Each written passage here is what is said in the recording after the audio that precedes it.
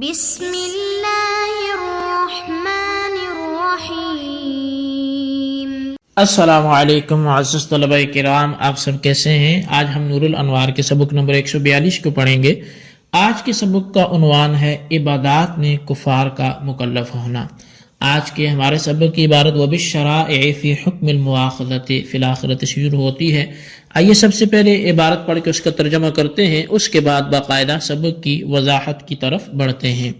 مصنف علیہ رحمہ لکھتے ہیں وبالشرائع فی حکم المؤاخذۃ فی الآخرۃ بلا خلاف، اور مواخذہ اخروی کے اعتبار سے بالاتفاق عبادات کے بھی کفار مخاطب ہیں، یعنی ان الکفار مخاطبون بالشرائع وہی الصیام والصلاۃ والزکاۃ والحج فی حق المؤاخذۃ فی الآخرۃ بالاتفاق بیننا و بین الشافعی۔ تو فرمایا کہ یعنی روزہ، نماز، زکوٰۃ اور حج کے مواخذہ اخروی کے حق میں بالاتفاق مخاطب ہیں کفار ہمارے اور امام شافعی کے درمیان اتفاق کے ساتھ۔ فہم يعذبون بترک اعتقاد الفرائض والواجبات کما يعذبون بترک اعتقاد اصل الایمان۔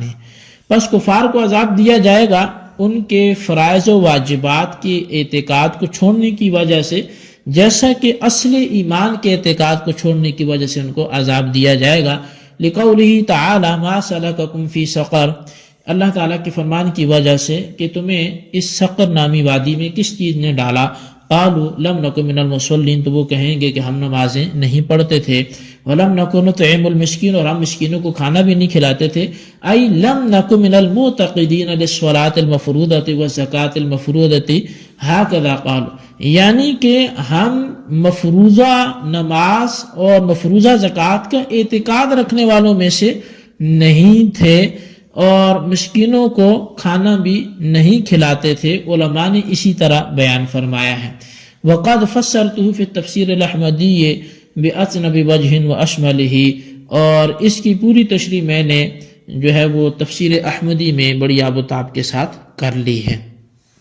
وَأَمَّا فِي وُجُوبِ الْأَدَاءِ فِي أَحْكَامِ الدُّنْيَا فَكَذَلِكَ عِنْدَ الْبَعْضِ، اور بہرحال احکام دنیا کے اعتبار سے بھی وہ وجوب ادا میں مخاطب ہیں، یہ بعض کے نزدیک ہے، یعنی انہم مخاطبون باداء العبادات فی الدنیا ایضا عند البعض من مشایخ العراق و اکثر اصحاب الشافعی، یعنی کہ کفار مخاطبین ہیں ادائے عبادات کی دنیا میں بھی بعض مشایخ کے نزدیک، اور یہ عراق کے مشایخ میں سے بعض ہیں اور باقی اصحاب شافعی ہیں، یعنی شافعی کے اکثر اصحاب اسی بات کے قائل ہیں۔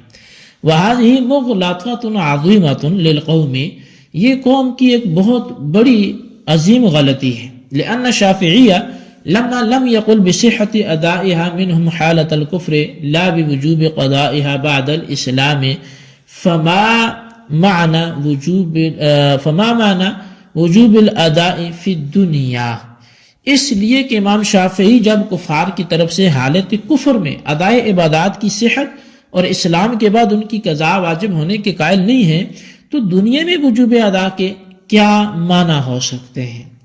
وَلِذَا قَالُوا، تو یہی وجہ ہے، فَلَذَا أَوَّلُوا كَلَامَهُ، تو یہی وجہ ہے کہ علماء نے امام شافعی کے کلام کی تعویل یوں کیا کہ بِأَنَّ مَعْنَى الْخِطَابِ فِي حَقِّهِمْ آمِنُوا ثُمَّ صَلُّوا فَيُقَدَّرُ الْإِيمَانُ مُقْتَضًا تَبْعًا لِلْعِبَادَاتِ۔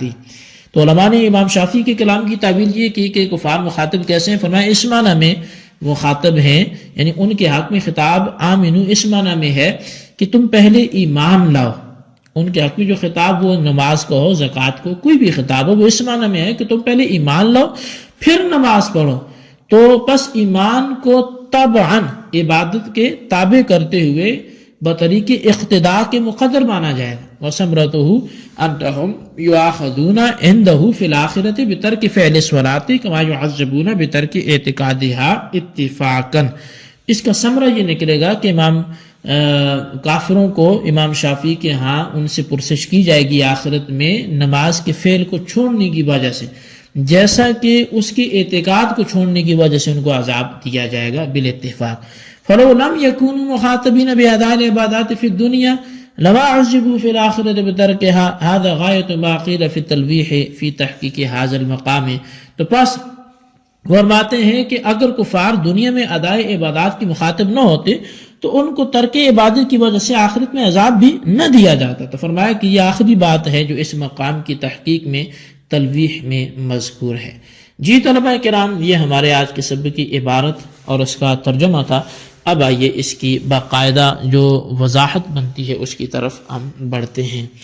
مصنف منار کہتے ہیں کہ کفار اخروی مواخذہ کے اعتبار سے عبادات، نماز، روزہ، حج، زکوٰۃ کے بھی مکلف اور مخاطب ہیں، اور اس میں ہمارے اور امام شافعی کے درمیان پورا اتفاق ہے. یعنی کفار کو جس طرح نفس ایمان نہ رکھنے کی وجہ سے عذاب دیا جائے گا، اسی طرح فرائض اور واجبات پر ایمان اور اعتقاد نہ رکھنے کی وجہ سے بھی عذاب ہوگا. جیسا کہ اللہ تعالیٰ نے فرمایا کہ اہل جنت کفار سے کہیں گے کہ تم کو دوزخ میں کس چیز نے داخل کیا ہے. اس پر کفار جواب دیں گے کہ ہم زکوٰۃ اور نماز کی فرضیت پر اعتقاد نہیں رکھتے تھے.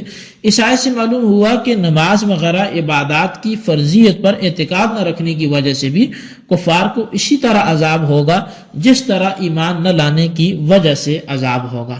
شارح فرماتے ہیں کہ میں نے اپنی کتاب تفسیر احمدی میں پوری تشریح اس کی جو ہے وہ آیت کی تحریر کی ہے، تو جس کو زیادہ مطلوب ہو وہ اسی مقام پہ اس کو جا کر ملاحظہ کرے.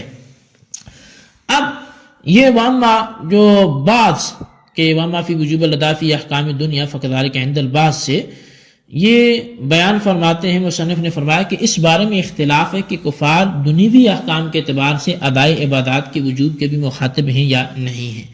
یعنی احکام دنیا میں کفار پر عبادات کا ادا کرنا واجب ہے یا نہیں ہے. تو اس بارے میں مشائخ بخارا کا قول یہ ہے کہ کفار وجوب عبادات کے اعتقاد کے تو مخاطب اور مکلف ہیں، لیکن ادائے عبادات کے واجب ہونے کے مخاطب نہیں ہیں. یعنی کفار عبادات نماز وغیرہ کہ فرض ہونے پر اعتقاد رکھنے کے تو مکلف ہیں، لیکن ادائے عبادات کے مکلف نہیں ہیں. چنانچہ ان حضرات کے نزدیک کفار کو فرضیت عبادات کے اعتقاد کو ترک کرنے کی وجہ سے تو عذاب دیا جائے گا، لیکن ادائے عبادات کے ترک کرنے کی وجہ سے عذاب نہیں دیا جائے گا. اور جو عراق کے مشائخ ہیں یا شوافی کے جو اکثر مشائخ ہیں، ان کا مذہب یہ ہے کہ کفار دنیا میں جس طرح فرضیت عبادات کے اعتقاد کے مکلف ہیں، اسی طرح ادائے عبادات کے بھی مکلف ہیں.